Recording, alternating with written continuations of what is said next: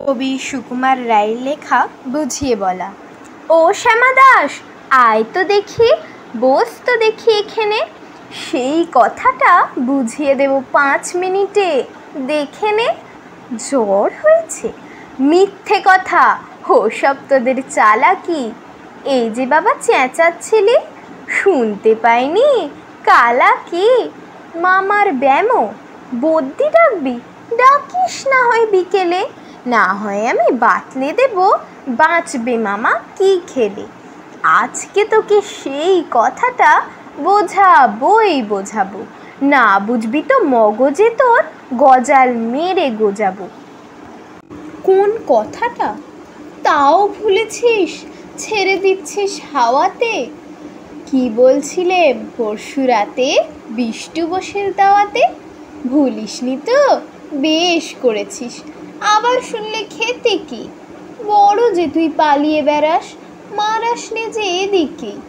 বলছি দাঁড়া, ব্যস্ত কেন?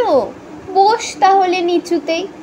আজকালের এই ছোকরাগুলোর তর্স হয় না কিছুতেই। আবার দেখো, বসলি কেন? বইগুলো আর নামিয়ে, তুই থাকতে মুটের বোঝা বইতে যাব আমি। সাবধানে আন, ধরছি দাঁড়া।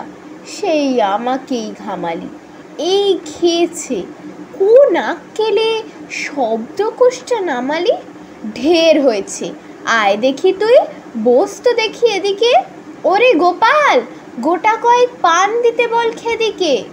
বলছিলাম কি, বস্তুপিণ্ড সূক্ষ্ম হতে স্থূলেতে, অর্থাৎ কি না লাগছে ঠেলা পঞ্চভূতের মূলেতে।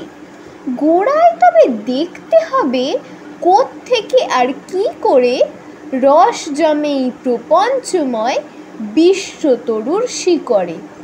অর্থাৎ কি না, এই মনে কর রোদ পড়েছে ঘাসেতে, এই মনে কর চাঁদের আলো পড়ল তারই পাশেতে। আবার দেখো, এরই মধ্যে হাই তোলবার মানে কি? আকাশ পানে তাকাস খালি, যাচ্ছে কথা কানে কি? কি বললি তুই? এসব শুধু আবোল তাবোল বকুনি, বুঝতে হলে মগজ লাগে, বলেছিলাম তখনই। মগজ ভরা গোবর তোদের, হচ্ছে ঘুটে শুকিয়ে যায় কি দেওয়া কোনো কথা তার ভিতরে ঢুকি। ও শ্যামা দাস, উঠলি কেন? কে বল যে চাস পালাতে? না শুনবি তো মিথ্যে সবাই, আসিস কেন জ্বালাতে? তথ্য কথা যায় না কানে, যতই মরি চেঁচিয়ে, ইচ্ছে করে ডান পিটেদের কান মোলে দি পেঁচিয়ে।